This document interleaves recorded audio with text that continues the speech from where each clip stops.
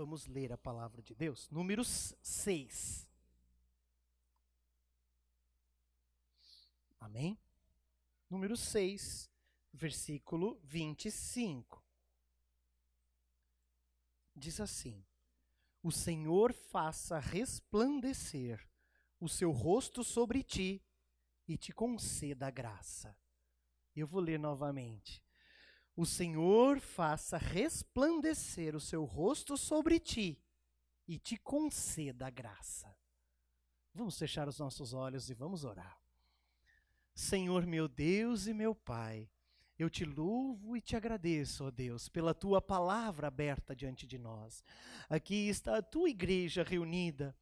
E eu confesso diante de ti, diante da igreja, que sobre os meus ombros há grande preocupação e responsabilidade, porque sei que estas vidas são teus discípulos, tuas ovelhas, e é responsabilidade minha agora ser um instrumento nas tuas mãos, para que a tua palavra seja ensinada a estes irmãos, com total pureza, integridade e verdade. Meu Pai, em nome de Jesus, para isso eu me submeto ao controle do Senhor.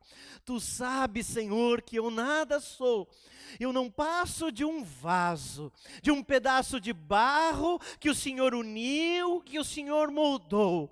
Mas se não for a tua mão, se não for o Senhor em minha vida, eu não posso fazer nada. Ó Deus poderoso, em nome de Jesus, nesta noite, que o Senhor fale poderosamente aos nossos corações e também aos corações dos nossos queridos irmãos que nos ouvirão pela internet, que eles sejam tocados, abençoados onde estiverem, e esta palavra signifique edificação e crescimento espiritual na vida de cada um de nós. Em nome do Senhor Jesus Cristo nós te pedimos e nós te agradecemos para a tua honra e glória.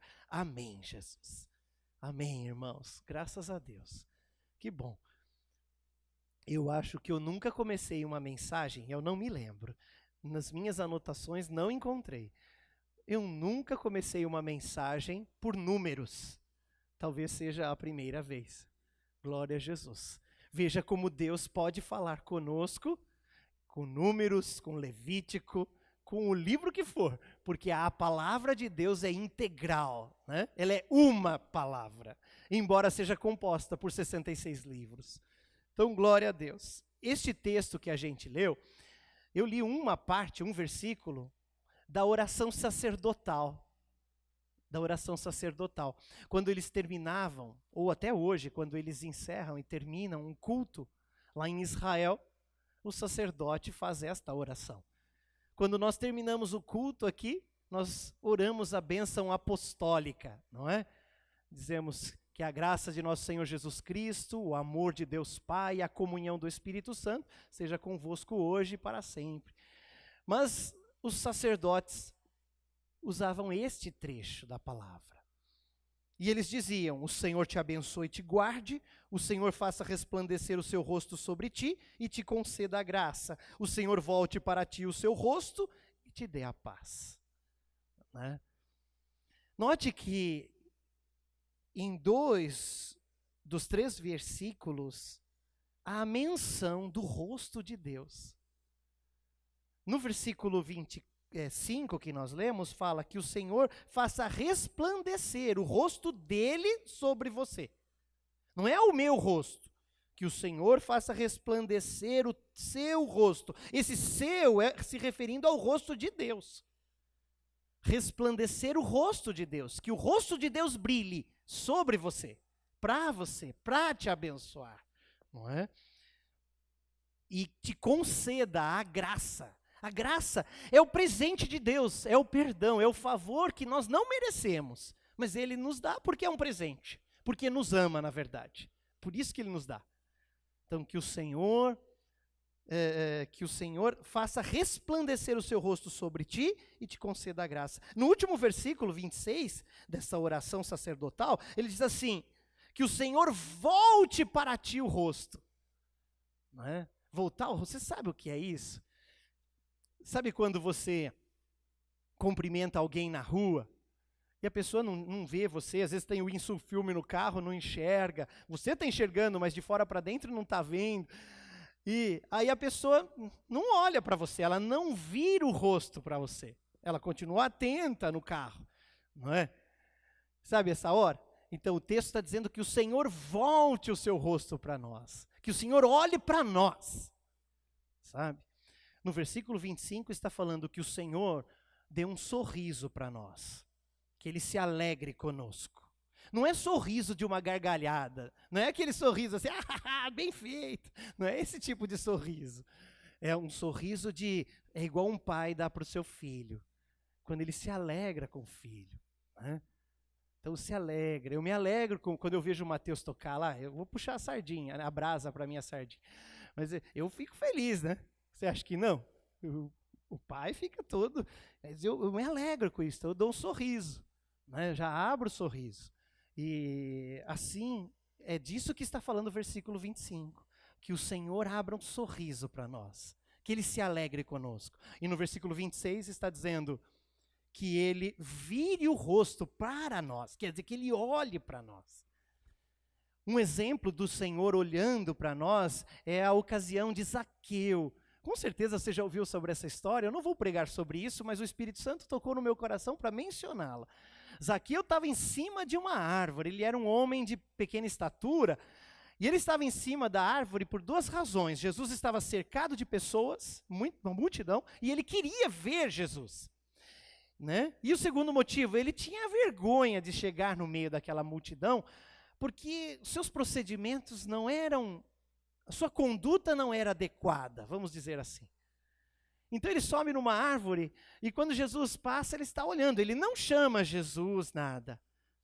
Mas Jesus, sem que ninguém chame, sem que ninguém avise, sem que nada aconteça de diferente, o galho não quebrou, né?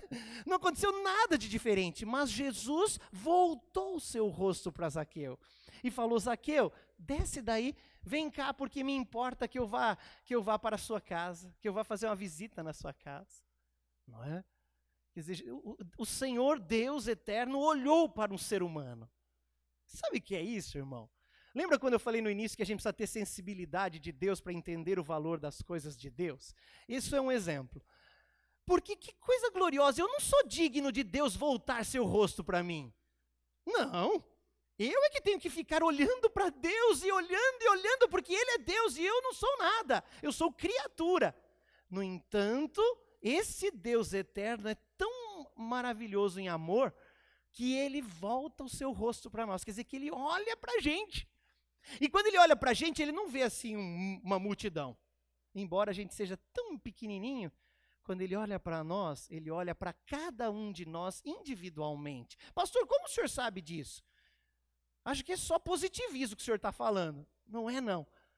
Na Bíblia está escrito que Deus conhece a gente antes mesmo de nós termos sido formados. Quando a gente ainda estava sendo entretecido no ventre da nossa mãe. Salmo 139. O irmão Olavo que me lembrou desse salmo esses dias e agora, né, irmão Olavo? O Senhor Deus eterno conhece a gente. Há um outro texto que diz que o Senhor Deus sabe quantos fios de cabelo tem na nossa cabeça. Eu fui aqui e não tinha nenhum. Né? Ele sabe onde não tem nenhum também. Ele sabe o número certinho. Agora, se Deus sabe o número qual a importância de saber o número de cabelo, né? Por que Ele revelou isso? Porque se Ele sabe o número de cabelos, Ele sabe suas emoções, suas necessidades, o que te traz tristeza. Ele sabe, irmãos. Sabe o que não está legal lá dentro, que precisa ser tirado, confessado. Jesus conhece a gente nos mínimos detalhes. Jesus sabe. O pastor José Rodrigues tem um testemunho lindo, né? Ele estava num avião e num tempo muito difícil do ministério dele, e ele chorava muito. Já fazia alguns anos que ele não pegava num microfone para pregar. Nenhuma oportunidade era dada para ele. E ele tinha sido convidado para pregar em Brasília. E ele estava no avião indo para Brasília, de Goiânia para Brasília. E ele chorava muito naquele voo, né? O avião chegou, pousou. Eles foram para a igreja, Aliás, ele foi para o hotel primeiro, depois que foi para a igreja para pregar. A pregação ia ser à noite, ele chegou de manhã. E quando eles estavam adorando o Senhor e louvando a Deus no culto, antes da mensagem, né? O Senhor usou uma irmã que estava orando, e o Espírito Santo então falou através dela, dizendo assim, José, eu vi quando você estava chorando naquele avião. Por que você estava chorando naquele avião? Eu estou cuidando de você. Quando eu li esse texto, eu me emocionei. Porque é assim o cuidado de Deus para conosco. Ele sabe quando a gente chora. Ele sabe quando as coisas estão difíceis. Ele não nos abandona. Ele está ao seu lado. Você pode não vê-lo, mas ele está lá. Se você for sensível, você vai conseguir percebê-lo, que ele está lá. Ele está aí do seu lado. Ele volta o seu rosto para nós. Agora a questão, irmãos, a questão é, pastor, quando que Deus se agrada comigo? Não é? Na verdade, eu queria dizer, porque graça é um favor, é um presente. Acho que a palavra presente é mais bonita. Sabe, você paga pelos presentes? Alguém aqui já pagou pelo presente que ganhou? Não tem que pagar, né? Presente é presente. Se tivesse que pagar, não seria presente. Presente é de graça.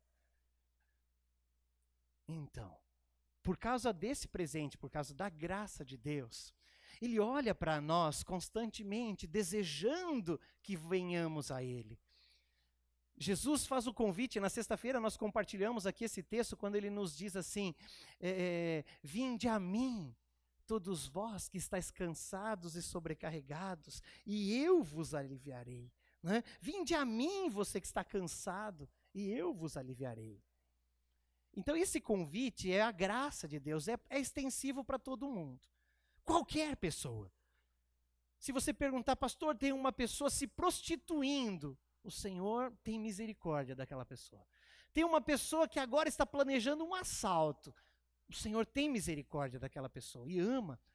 Está olhando, desejando que ela se arrependa, que ela mude o caminho, sabe? Aliás, a igreja serve justamente como profetas para ir falar com essas pessoas, para que elas revertam as decisões erradas que vêm tomando na vida. Então, o Senhor está olhando. Agora, nós que conhecemos Jesus, nós já conhecemos, já fomos alcançados e salvos. Nós sabemos, né, que o Pai nos amou e por nos amar enviou o seu único Filho para morrer em nosso lugar. E esse único Filho, que é Jesus Cristo, deu a vida por nós, morreu no nosso lugar e ressuscitou, está vivo diante do Pai e conquistou para nós a possibilidade de nos arrependermos dos nossos pecados e sermos purificados. Ele conquistou. Isso é de graça. Nós já sabemos disso. Nós até usufruímos disso. Não é? A maioria foi até batizado nas águas, quer dizer, declarou publicamente que morreu para este mundo e que vive para Deus. Não é? Decidiu viver para Jesus, quer viver em novidade de vida. Foi uma decisão. Nós sabemos disso. Então daí a pergunta é, como e quando Deus sorri para nós? Quando Deus sorri, quer dizer, quando Ele fica feliz com a gente? Né? O tema é esse, o que faz Deus sorrir? Eu emprestei esse título de um livro, né? Um livro, chama-se Vida com Propósitos, então eu faço questão de citar aqui, como fazer Deus sorrir para nós. E segundo o texto que nós lemos em Números, o texto diz que o Senhor resplandeça, quer dizer, que o Senhor sorria para mim, que o Senhor se alegre comigo. Mas isso é uma oração, é um pedido.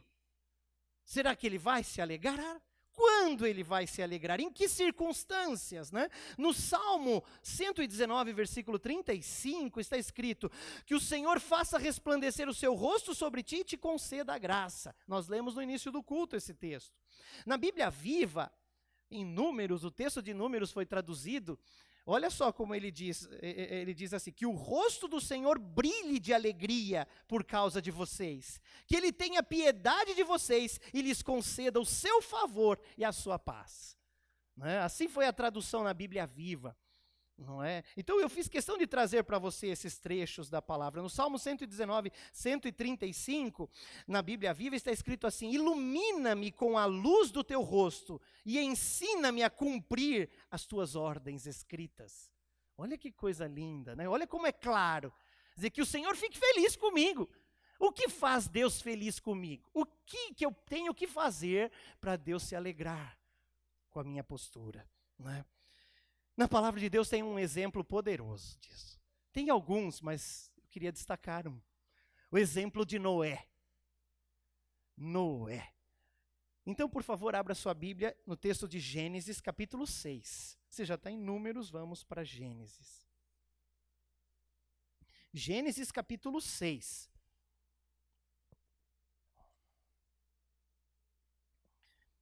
Versículo 8.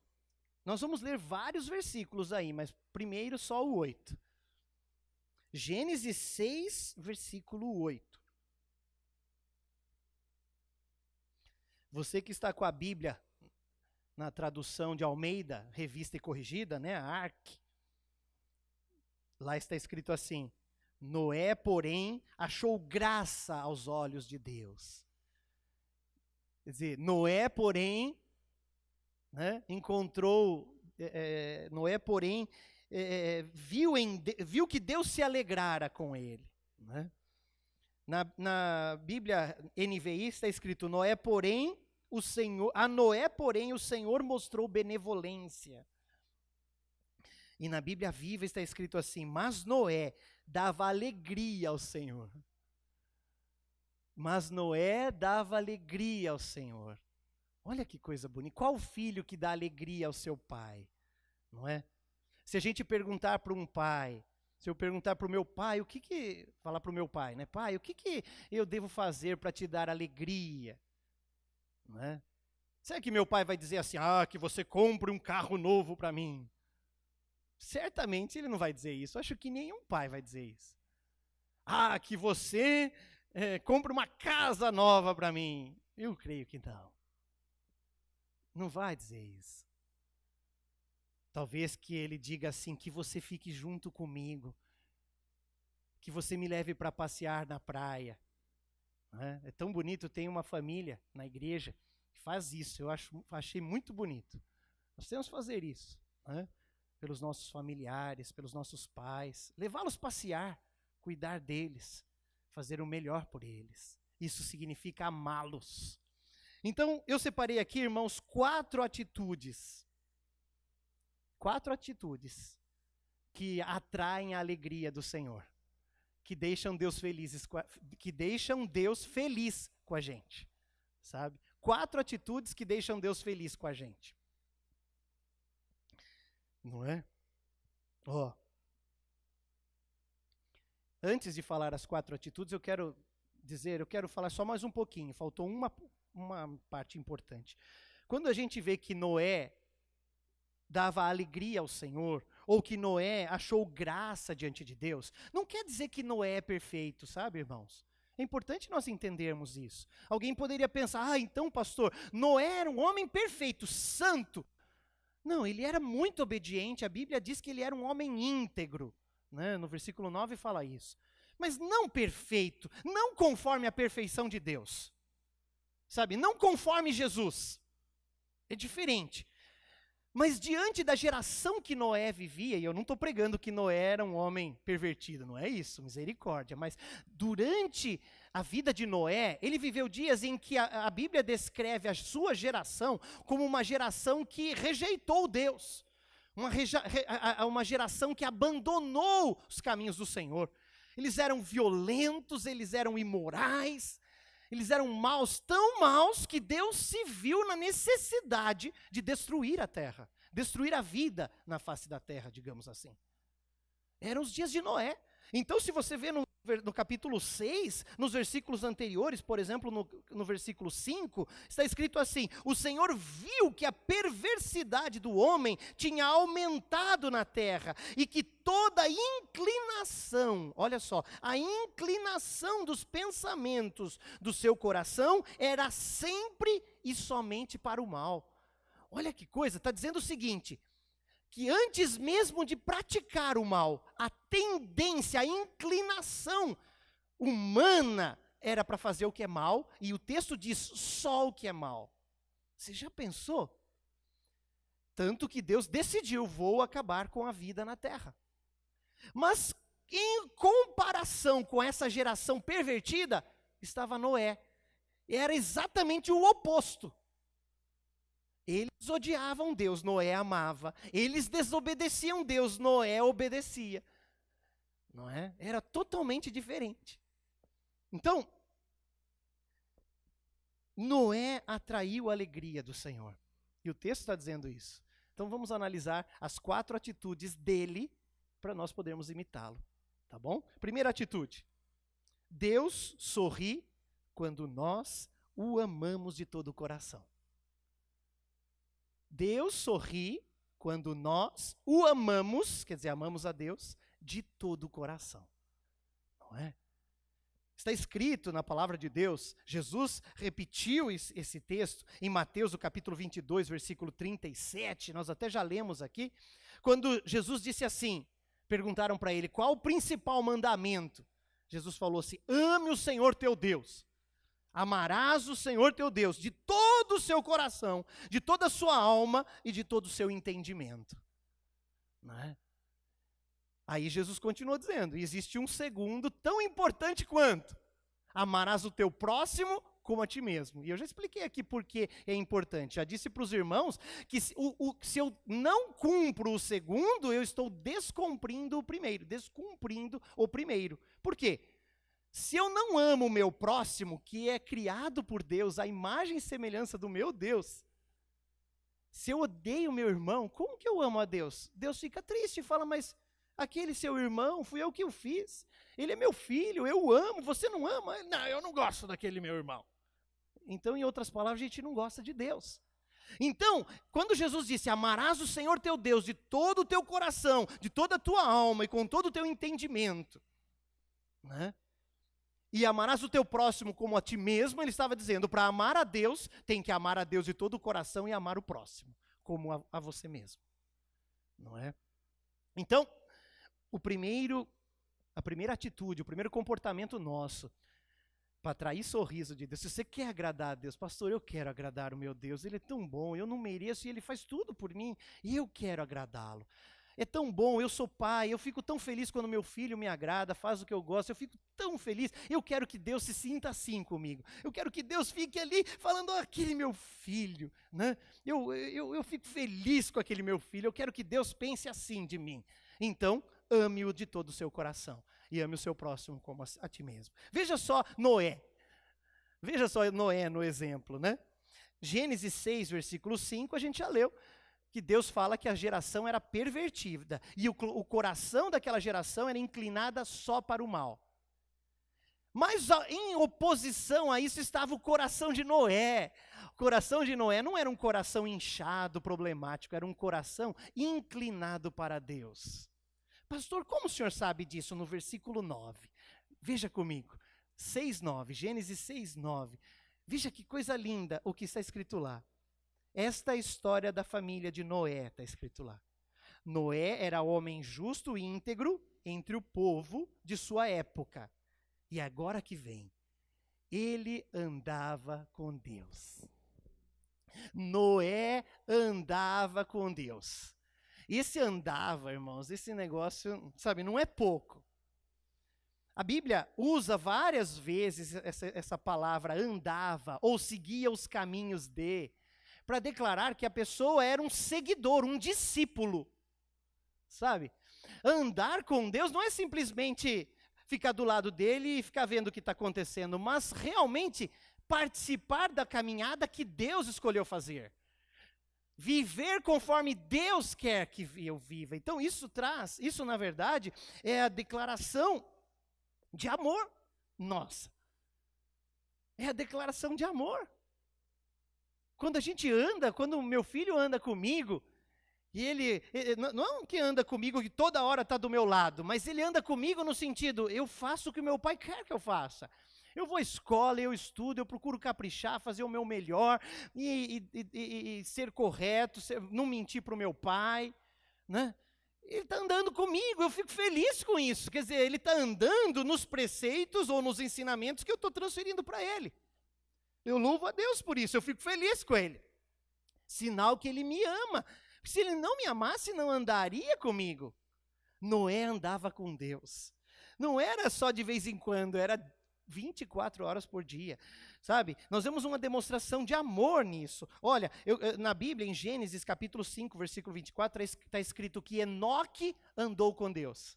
E o que aconteceu com Enoque? Diga-se, foi arrebatado, pastor. Noé foi para o céu, antes do fim da sua vida. Deus não permitiu que ele morresse. Todo mundo vivia 800 anos, 900 anos nos tempos de Enoque. Mas Deus falou, esse Enoque é diferente, eu vou trazer ele para mim já. E com 300 e poucos anos, eu não me lembro agora a idade exata, está no versículo, no capítulo 5. E Deus levou Enoque embora para o céu. Falou, esse homem me ama, ele anda comigo. Está vendo? Então andar com Deus é amar a Deus, eu preciso andar com Deus. Deus, quando chamou Abraão, lá no capítulo 17, versículo 1, já não era o primeiro chamado, mas no segundo chamado, quando nós aprendemos sobre os altares de Abraão, nós estudamos isso. Aqui, Deus já havia uma intimidade entre Abraão e Deus fala assim para Abraão, Abraão, anda na minha presença e ser perfeito. Anda na minha presença e ser perfeito. Então andar com Deus tem um significado enorme, que eu o amo. Amar a Deus de todo o meu coração é andar com Ele, é observar a sua vontade. É estar do lado dele. Andar com Deus. Em 1 Reis, capítulo 3, versículo 14, quando Deus falou com os reis de Israel, Deus disse assim, se andares nos meus caminhos, se andares... Muitos reis de Israel tiveram seus reinados cortados, destruídos, acabados, porque não andaram nos caminhos do Senhor. Porque os que andaram nos caminhos do Senhor foram abençoados, sabe? O rei Ezequias, por exemplo, filho do rei Acás. O rei Acás foi um dos piores reis de Judá. O rei Ezequias assumiu o trono, o país devastado, o templo bagunçado, ídolos no templo. Ele fez uma faxina, fez uma limpeza, se decidiu a servir o Senhor, andou nos caminhos do Senhor. O que o Senhor fez? Abençoou o reino de Ezequias. Então veja, quebrando a tendência do país era o fracasso. Mas como era um rei que andava no caminho do Senhor, o Senhor levantava o povo. Então, se andares nos meus caminhos. Então, andar no caminho do Senhor quer dizer amar o Senhor. Quer dizer estar do lado dele, fazendo o que ele quer que eu faça. Noé andou nos caminhos do Senhor. Noé andou nos caminhos do Senhor. E o que aconteceu quando ele andou nos caminhos do Senhor, né? Ele constantemente adorava o Senhor. Veja, em Gênesis, no capítulo 8, versículo 20 a 21, está escrito, isso, ele já tinha saído da arca nesse versículo, já tinha terminado o dilúvio. Está escrito assim, depois Noé construiu um altar dedicado ao Senhor. Foi a primeira coisa que Noé fez quando desceu da arca. Ele não construiu uma casa para ele como primeira coisa. Alguém pensaria, puxa vida, a terra secou, né? Vou construir uma casa primeiro, onde eu vou dormir? Não, antes de construir a casa para ele, Noé construiu um altar ao Senhor. Alguém diria, não, antes eu vou fazer um churrasco, não aguento mais tomar leite dentro da arca. A gente só toma leite, o leão toma leite, todo mundo toma leite, agora eu quero comer uma coisa, vou fazer um churrasco. Não, ele sacrificou ao Senhor. A primeira coisa que Noé fez foi dedicar ao Senhor um altar. E ele sacrificou ao Senhor. Isso significa o quê, pastor? Significa que ele amava o Senhor de todo o seu coração. E você ama o Senhor? Não responda, né? Eu sei que você ama, mas tem que ser de todo o coração. Deus quer isso. Se você quer tirar um sorriso do rosto do Senhor, ame-o de todo o seu coração, como amou Noé. Lá em Neemias, no capítulo 8, versículo 10, sabe, eu quero dizer isso. Neemias, olha, está escrito assim, e Neemias acrescentou, podem sair. Só para te contextualizar, Neemias, ele foi um dos homens de Deus que saiu do cativeiro da Babilônia com o povo de Israel, voltando para Jerusalém, voltando para a terra. Né? A terra estava destruída e tudo, mas eles voltaram, Neemias foi para lá para reconstruir. Olha só o que ele escreve, Neemias 8:10. E Neemias acrescentou, podem sair, comam e bebam do melhor que tiverem e repartam com os que nada têm preparado. Este dia é consagrado ao nosso Senhor. Não se entristeçam, porque a alegria do Senhor os fortalecerá. O que quer dizer isso? Quer dizer que quando nós amamos a Deus e Ele se alegra, essa alegria dEle fortalece a gente. Deus alegre é bênção para você. Deus feliz é bênção para nós. Veja o que aconteceu com Noé. Noé deixou Deus feliz. Consequentemente, através de Noé, a humanidade foi salva. Alguma vez na sua oração você já disse, Deus, eu queria agradecer pela fidelidade da vida do teu servo Noé, porque se não fosse ele, eu não existiria. Você já pensou se naqueles dias não existisse um Noé? A humanidade teria desaparecido da face da terra. Não é? Nós somos, todos os habitantes da terra são descendentes de Sem, Cã e Jafé. Um dos três. Os judeus, por exemplo, são descendentes de Sem. Nós não sabemos, né? Nós somos uma mistura. Nós temos Jafé, temos Cã, temos Sem, temos de tudo. Mas os judeus são Sem, são semitas. Por isso que eles são chamados povos semitas. Né? Os outros não existe uma história registrada de genealogia que comprove. Por isso que os outros a gente não sabe mais quem são. Sabe lá no passado, mas agora não mais. Né? E, por exemplo, os cananeus viveram naquela terra. Eram os povos que foram destruídos por Israel depois. Né? Os cananeus eram os povos heveus, os jebuseus, os girgazeus, vários povos. Eram os descendentes de Cã, né? De Canaã, um dos filhos de Cã. Mas não vem ao caso agora. Eu quero voltar no Noé. Noé, nós somos descendentes daquela semente, fisicamente falando. A humanidade toda é. Se você conhece o elefante, foi porque um dia Noé salvou o elefante e levou um casal de elefantes para dentro da arca. Se você conhece a galinha, é porque Noé levou um casal de galinha e galo para dentro da arca. Porque senão você não os conheceria.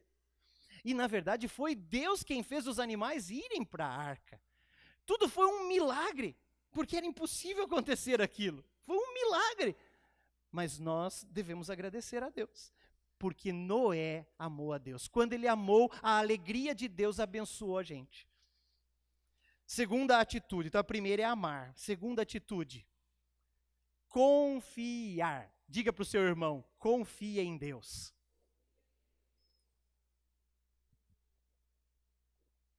Sabe, irmãos, é óbvio, né, que se você não ama, você também não confia. A gente só confia se ama. Né? Em Gênesis, no capítulo 6, no versículo 13 ao 22, tem toda a história. E eu vou ler para você agora, porque aí já fica lido, nós vamos usar depois. Vou ler desde o versículo 13. Acompanhe a leitura comigo, Gênesis 6, 13. Deus disse a Noé, darei fim a todos os seres humanos, porque a terra encheu-se de violência por causa deles. Eu os destruirei com a terra. Você, porém, fará uma arca de madeira de cipreste, divida-a em compartimentos e revista-a de piche por dentro e por fora. Faça-a com 135 metros de comprimento, 22 metros e meio de largura e 13 metros e meio de altura. Faça-lhe um teto com um vão de 45 centímetros entre o teto e o corpo da arca. Coloque uma porta lateral na arca e faça um andar superior, um médio e um inferior.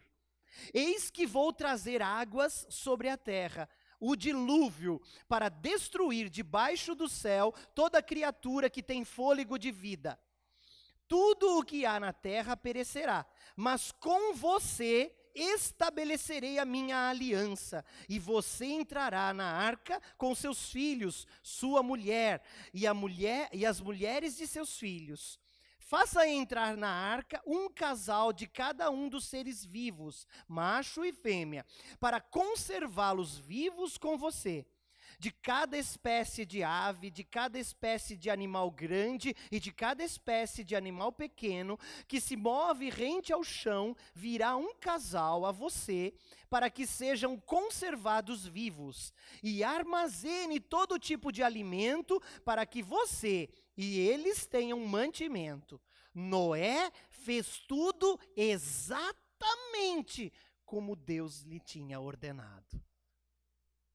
Irmãos, que coisa linda. A gente lê esse texto depois que a história aconteceu.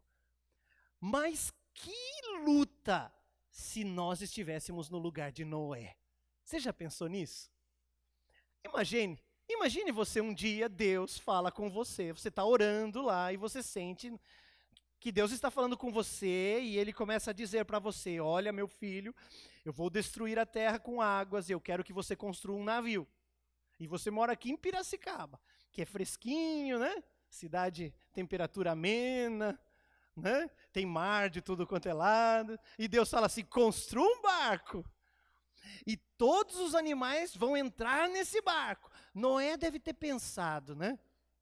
Não, eu creio que não pensou, porque ele era tão fiel a Deus e tão na presença de Deus, que aquilo para ele era como se o engenheiro naval, Deus, chegou para ele e falou, eis o projeto, construa. Mas nós pensaríamos, né? Puxa vida, eu não sou nem pescador, eu nunca subi num barco. Eu creio que Noé nunca tinha andado de navio, sabia? Ele morava longe do mar. Talvez ele nunca tivesse nem visto o mar. Não era uma coisa simples que nem hoje a gente desce para a praia. Naquele tempo não era assim, ele morava num desertão. Lá na região da Mesopotâmia, não tinha água lá perto a não ser os rios. Quando muito ele viu um botezinho. Agora um barco de 135 metros de comprimento. Era quase um Titanic. Já pensou isso? 135, é um quarteirão e meio de comprimento. Não e meio, né? Um quarteirão e um terço de comprimento era o navio, era a arca. Não era um negocinho pequeno, tinha que caber elefante lá dentro. E não era um só, eram dois. Né? Era grande isso aí. Agora, como construir? Quer dizer, eu quero mostrar para os irmãos que se ele não confiasse em Deus, nessa hora ele tinha desistido. Falou, não, que loucura é essa? Ele ia pensar assim, eu estou delirando. É possível que quando ele terminou e quando ele começou a construção, mas centenas, se não milhares de pessoas chamaram ele de louco, de insano, né? Falaram, você é maluco, Noé? Faz um celeiro, faz uma casa, não barco. Você nunca vai usar esse barco. Como que vai levar esse barco para o mar, Noé? Você está maluco? Sabe quanto tempo demorou para construir a arca? Mais de 100 anos. Quase 120 anos. Às vezes a gente fala, puxa vida, Deus ainda não fez o meu milagre. 120 anos. Noé começou a construir essa arca, ele tinha já cerca de 500 anos. Ele entrou na arca com 600 anos e alguns meses, que agora tem escrito lá, depois a gente lê. 600 anos. A arca parou e a terra secou e ele desembarcou da arca 1 ano depois. Eles ficaram 1 ano naquele barco, tomando leite, comendo ovos que as galinhas punham. Não só galinha, né? Tem outros, pato também põe ovos, né? Quer dizer, era o que eles comiam. A esposa de Noé deve ter levado para dentro da arca algumas plantas hortícolas, e daí lá ela podia colher, né? Algumas coisas, nem tudo, porque tem coisa que sem o sol ali ia morrer. Mas alguma coisa sobreviveria. Alguma coisa sobreviveria. Né? Dentro da arca não tinha o sol, entrava o clarão em algumas fendas no alto, mas era todo fechado. A janela só foi aberta quando parou de chover lá na frente. 1 ano eles ficaram dentro desse barco. Se ele não confiasse em Deus, nunca esse barco teria sido construído, irmãos. Foi a confiança de Noé. Eu quero chamar a sua atenção sobre isso.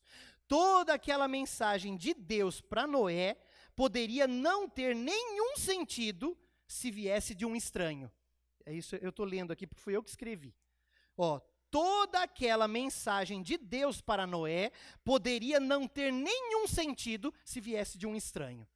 Se entrar um estranho ali na igreja agora, uma pessoa que nunca viu, pode entrar de terno, do jeito que for, sem terno, sem sapato, com sapato, né? Ele entrar ali e vier falar para mim, pastor Rodrigo, Jesus vai voltar amanhã. Eu vou dizer para ele, eu sei que Jesus pode voltar amanhã, mas não sei se é amanhã. Eu vou dizer isso para ele, na cara dura. Não é uma profecia. Eu vou falar, meu irmão, me desculpe, mas vou orar. Porque é um estranho. Quando o estranho fala, eu não vou confiar. Você não confia. Mas Deus para com Noé não era um estranho. Isso que eu queria chamar sua atenção. Por isso que Deus ficava feliz com Noé. Porque ele não era um estranho. Ele era o amigão de Noé. Ele era o pai de Noé. Ele era aquele em que Noé podia confiar. Ele era aquele que inspirava Noé, que orientava Noé. Ele era tudo para Noé. Ele era a alegria para Noé. E isso que Deus quer ser para mim e para você. Não um estranho, que de vez em quando a gente tem contato, mas que a gente vive na presença dele, que a gente anda com ele. Quem ama, confia. Aí eu passo a confiar, Então, olha só, eu continuei a escrita assim, mas na verdade, vinha do seu Deus, quer dizer, do Deus de Noé, com quem ele andava diariamente e amava de todo o seu coração. Portanto, Noé confiou. Eu também confiaria. Portanto, Noé confiou. Aí agora vem um ponto importante para você, uma dica. Muitas vezes Deus fala com a gente, irmãos, no nosso devocional, nos cultos. Mas dependendo da nossa intimidade com Deus, nós não percebemos ou nós não confiamos. Há muitos casos que a gente nem percebe. Há alguns que a gente percebe, mas como estamos tão superficiais, a gente fica na dúvida. Então, o que fazer, pastor? Aumentar a intimidade com Deus. Andar com Deus. Como que eu ando com Deus? Já nós chegamos lá. É o último tópico daí.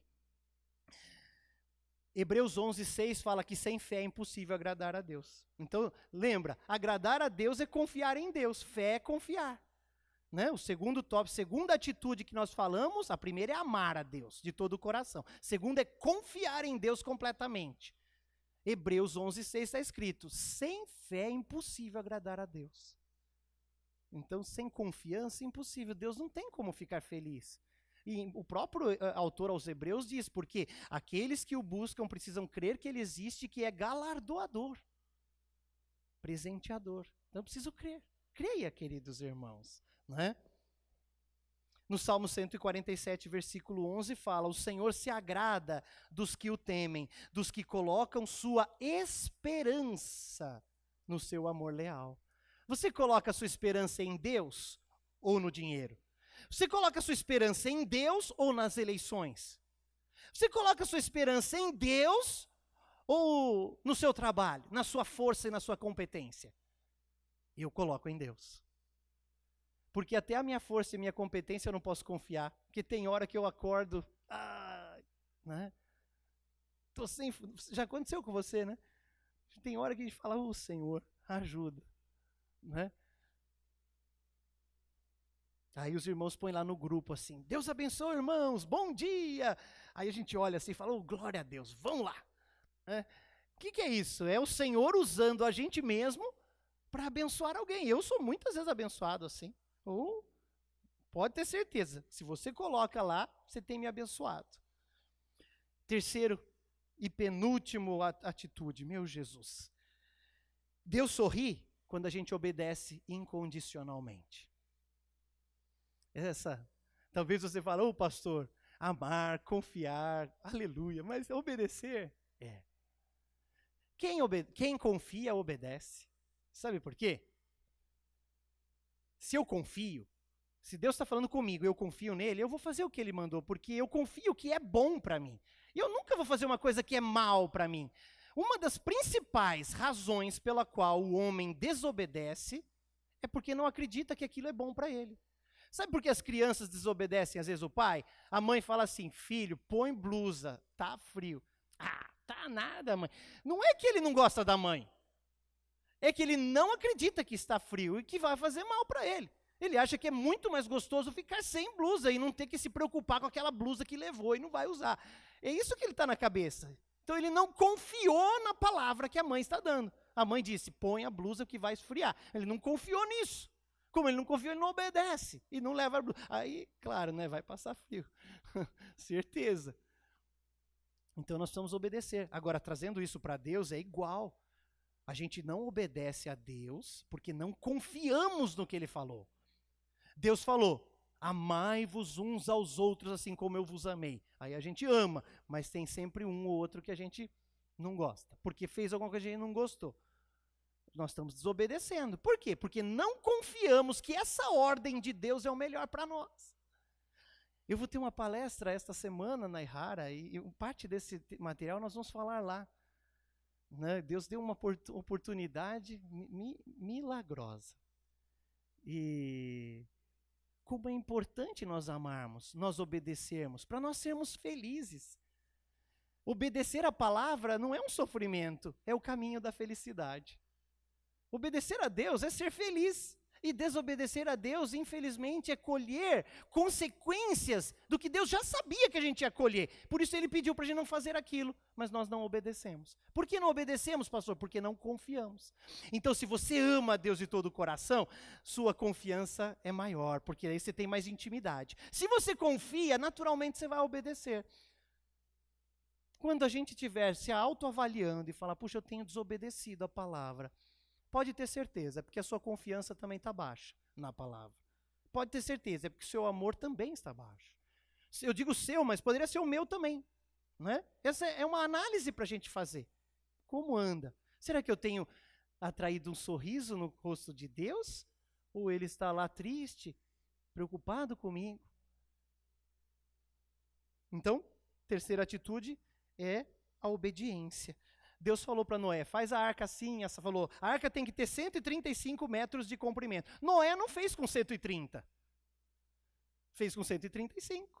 Deus falou assim, 22 metros e meio de largura. Noé podia falar, para que esse meio metro, né? Vamos arredondar a conta, vamos fazer com 23. Não, ele fez com 22,5. 13,5 de altura. 3 andares. Ele não fez 4. Vou fazer um quarto andar para mim. Não. Não é? Um rei de um país da Escandinávia era um viking. Essa história é verdadeira. Eu esqueci o nome do rei agora, mas é possível, se um dia você for para a Suécia, em Estocolmo, você visitar esse barco. Ele construiu um barco. Os escandinavos, eles eram famosos pela navegação. Os vikings, né? A gente conhece as histórias. E ele construiu um barco que era para ser a marca da nação. Nós vamos atacar os nossos inimigos com esse barco. E olha, irmãos, ele queria um barco bem alto, que era para ele aparecer bastante. Né? E ele construiu um barco tão alto que no dia que colocaram na água, sabe o que aconteceu com o barco? Fez assim, ó, pluft, virou e afundou. Nunca navegou. Foi uma vergonha. Imagine o rei. O barco foi tirado da água muitos anos depois, né? No início acho que dos anos 30 ou 40, e foi tratado, e esse barco, não dá para entrar nele, mas é possível visitá-lo. É um barco enorme, maior que a nossa igreja. Ele está lá em Estocolmo, na Suécia. Mas afundou. Sabe por quê? Ele usou as medidas dele, não as medidas de Deus. Noé não sabia construir um barco. Né? Eu já ouvi programas sobre a veracidade de Noé, né? E o pessoal fala assim que era impossível um homem como Noé, que nunca esteve no mar, construir um barco e esse barco flutuasse. Claro que é impossível, eu concordo com os pesquisadores. o que os pesquisadores aqui não sabem é que Deus era o engenheiro naval que estava por trás de Noé. E Noé era um exímio executor, obediente. Ele fez. Olha que interessante, eu fiz um paralelo só para você comparar os tamanhos. O Titanic, ele foi lançado em 1911, foi o primeiro e único ano dele, né? Ele tinha 269 metros de comprimento, ele era o dobro da Arca de Noé, de comprimento. Ele pesava 46 toneladas, tinha 9 andares, levava 3.500 passageiros, dos quais a maior parte morreu naquele naufrágio. Um barco de hoje, esses transatlânticos, dos mais luxuosos que tem, né? Tem um transatlântico luxuoso, eu não anotei o nome dele. Ah, esqueci de falar. O Titanic era movido a vapor, igual um trem a vapor, igual uma Maria-Fumaça. Ele era movido a vapor. Esse transatlântico moderno foi lançado em 2010. Ele é movido a motor a diesel, vários motores gigantescos, né, tem muito mais potência. Ele tem 361 metros de comprimento, então quase 3 vezes uma Arca de Noé. Pesa 225 toneladas. A gente fala, mas 225 toneladas em cima da água não afunda? Né? Afunda, se furar, afunda. Né? Como o Titanic afundou. Tem 16 andares, leva 5.400 passageiros. Eu peguei desde a Arca até hoje. A Arca foi lançada 4.000 anos, aproximadamente 4.000 anos antes de Cristo. E o Titanic em 1911. E esse barco novo aí em 2010. Aí você vê a diferença. Pastor, é um milagre? É um milagre. É um milagre. Eu não sei quanto pesava a Arca, não existe essa informação na Bíblia, mas pesava toneladas também. Com certeza. Carregada, então, pesava toneladas. Era um barco pesado, de madeira. Deus orientou o tipo de madeira que ele tinha que fazer, tudo. Orientou que ele tinha que revestir com piche. Naquela região tinha muito, por causa de petróleo. Não é? Orientou que ele tinha que revestir por dentro e por fora. Não era só por fora, não. Tinha que impermeabilizar toda a arca. E o que aconteceu? Deus salvou a família dele e todos os seres vivos que vivem, que respiram naquele barco. Aves, répteis, tudo. Né? Animais grandes e pequenos. E Noé? Noé fez tudo como o Senhor lhe tinha ordenado. Você viu a obediência? Essa frase, eu quero que Deus um dia fale, né? E Rodrigo fez tudo como Deus lhe ordenou. Não está assim ainda. Hoje Deus não pode dizer isso. Eu tenho que obedecer mais. É? Para que Deus possa dizer da gente, e esse meu filho, essa minha filha fez tudo exatamente como eu ordenei. Você percebeu o que é exatamente? Não adianta a gente mudar um pouquinho, irmãos. Mudar um pouquinho ou mudar bastante dá no mesmo, é desobediência. Tem que fazer o que Deus pediu. Né? Deus sorriu para Noé. Todos os seres vivos foram exterminados, mas quanto a Noé, só restou na face da terra Noé e aqueles que com ele estavam. Eu achei interessante isso. Deus podia ter escrito assim, só restou Noé, sua família.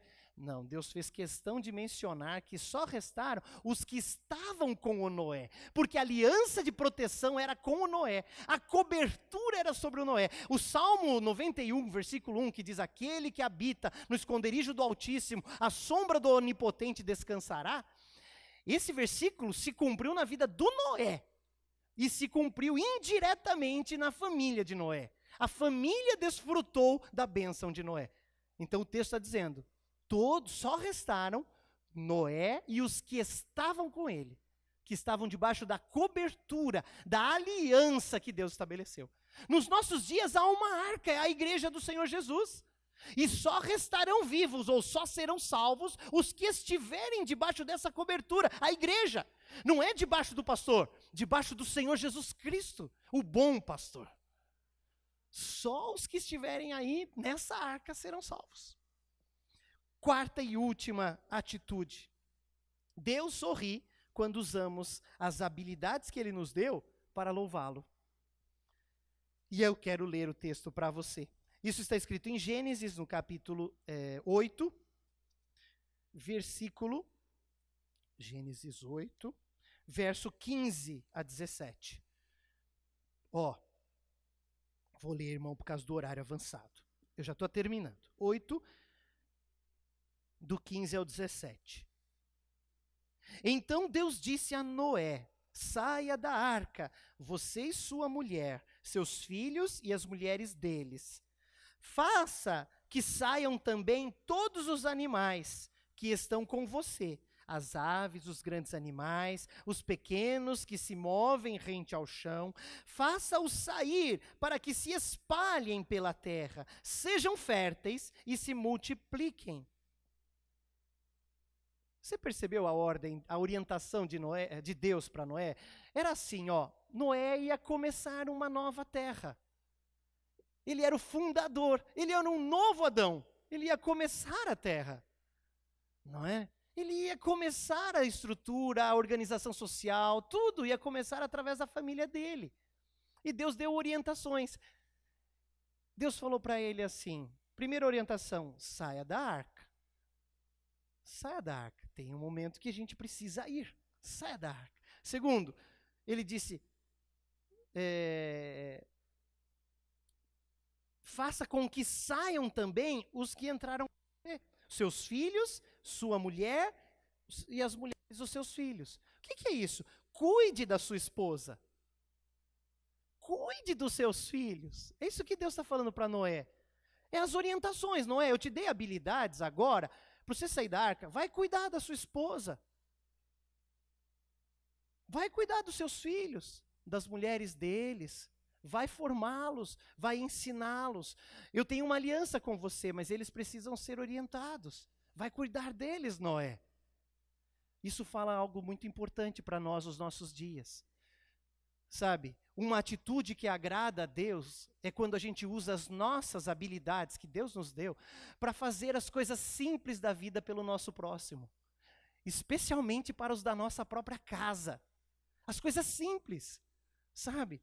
Marido, vai cuidar da sua esposa, amá-la, fazer com que ela se sinta feliz, com que ela tenha suas necessidades, sua alegria preenchida. Esposas, façam o mesmo com seu marido. Façam os dois, o casal, pelos filhos.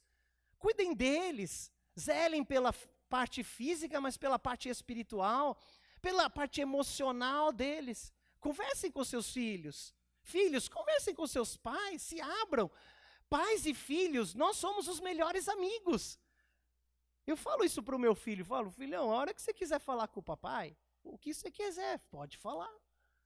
Conversem, sirvam, cuidem dos seus filhos. Deus te capacitou, te deu vivências, te deu experiências de vida para você ajudar seus filhos, ajudar sua esposa, ajudar seu marido, para você cuidar. Foi essa a ordem que Deus... Veja que Deus não falou para Noé, Noé, quando você sair da arca, constrói uma igreja.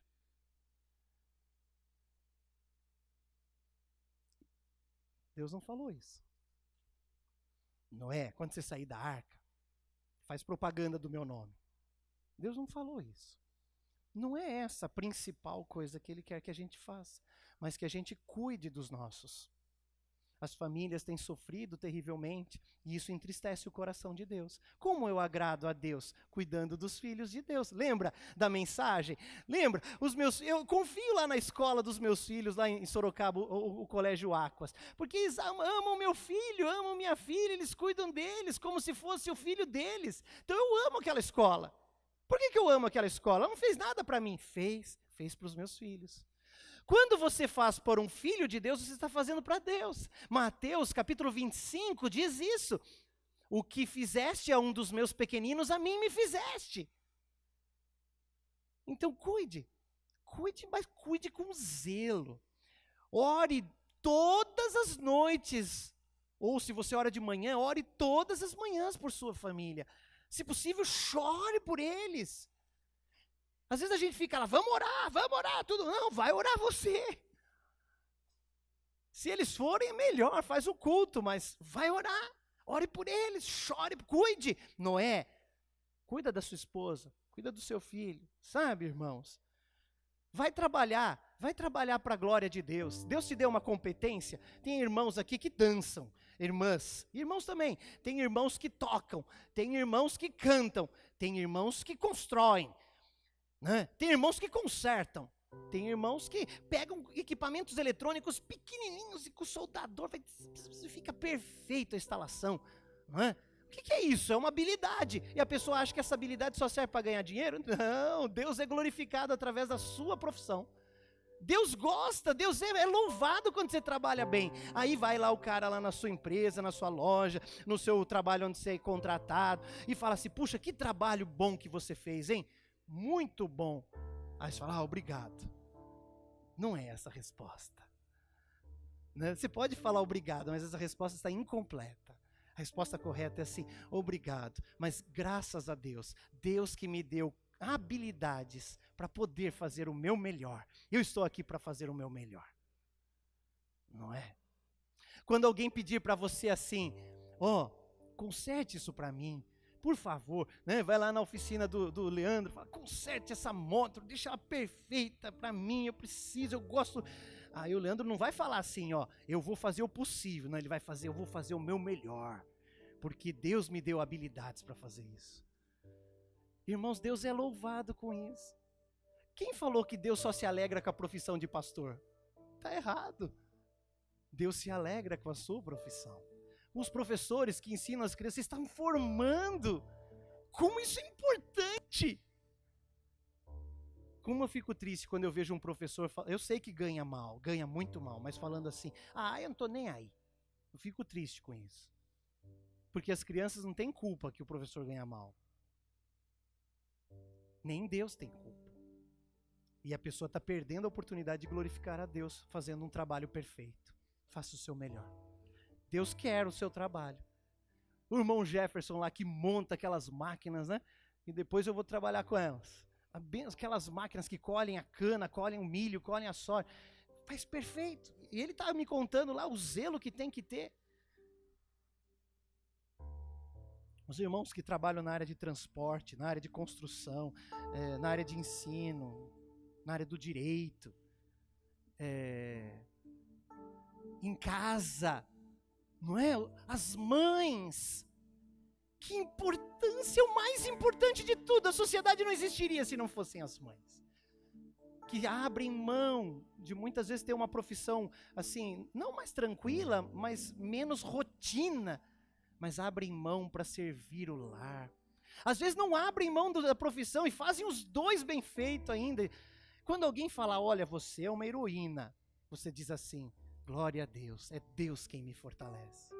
Cada vez que você faz isso, irmãos, Deus abre um sorriso. Deus fica feliz. Deus fala que esse meu filho, é isso que eu quero. O que Deus quer pra gente? Deus quer que a gente seja feliz. Deus quer que a gente viva assim, que sejamos pacificadores, que investamos no relacionamento, no amor, no perdão. Por isso que Ele nos perdoa. Deus não quer que a gente seja juiz, quer que a gente seja ovelha.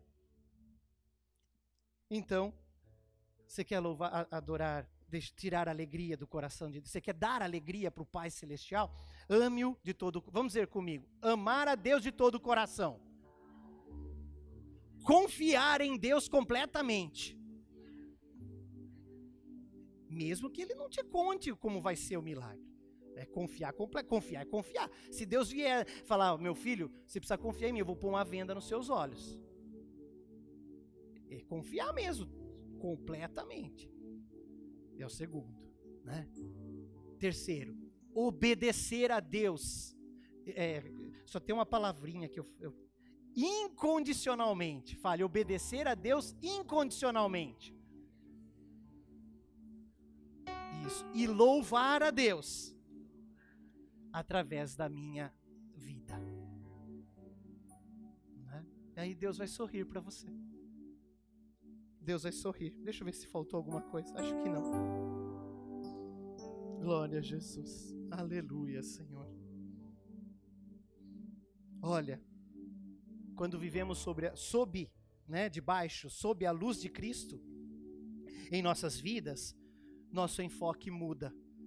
Aí a gente não fala mais assim, eu quero sentir prazer na minha vida.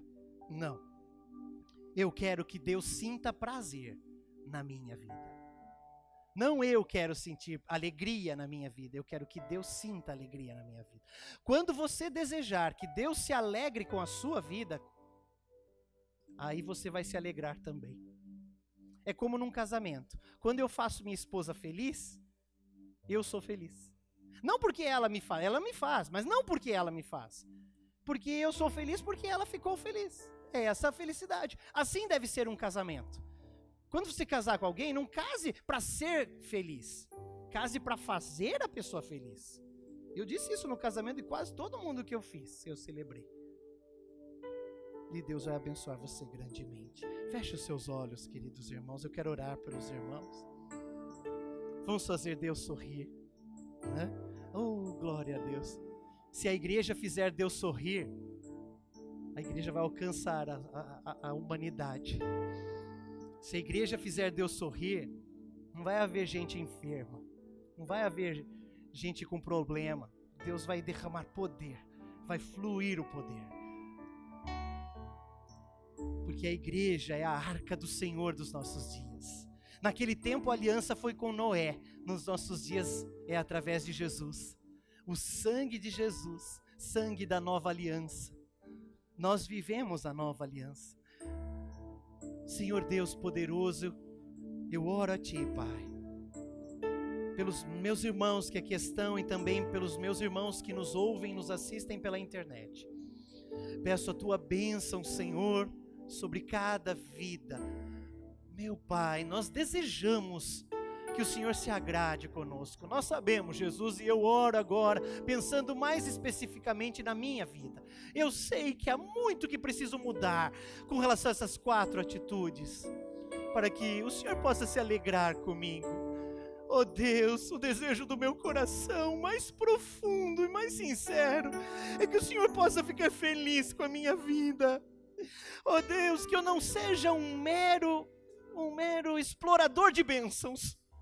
Oh Deus, eu quero ser verdadeiramente um filho que Te ama de todo o coração, um filho que confia em Ti, somente em Ti, um filho que obedece incondicionalmente, como obedeceu Noé, um filho que Te louva cada dia através das minhas atitudes. Nesta semana eu vou sair para o trabalho. Eu peço, Senhor, que o Senhor seja glorificado através da minha vida e que toda honra, toda glória, todo louvor sejam dados exclusivamente ao Senhor. Convém que eu desapareça, mas que o Senhor seja glorificado. Eu oro pelos meus queridos irmãos agora e intercedo por eles, Pai, para que este mesmo milagre o Senhor faça na vida de cada um de nós. Queremos amá-lo de todo o coração, queremos confiar em Ti, queremos obedecê-lo incondicionalmente, queremos sim, ó Deus, Te louvar através das nossas habilidades. Abençoa a Tua igreja, Senhor. Queremos viver na Tua presença, queremos andar com o Senhor, assim como andou Noé, Abraão, Moisés, como andou o apóstolo Paulo, Pedro, Tiago, João. Nós também queremos andar na Tua presença e ser obediente e fiel. Então abençoa a Tua igreja, fortalece em nome de Jesus, que esta palavra fique gravada nos nossos corações, nas nossas mentes, nesta semana, ao longo das nossas vidas, e que nunca nos esqueçamos desta verdade. Se o Senhor se alegrar conosco, verdadeiramente estaremos abençoados. Em nome de Jesus, ó Deus, nos entregamos em Tuas mãos. Nós Te agradecemos por todas as Tuas bênçãos, em nome de Jesus, para a honra e glória de Deus Pai, Deus Filho e Deus Espírito Santo. Amém, Jesus, amém. Glória a Deus.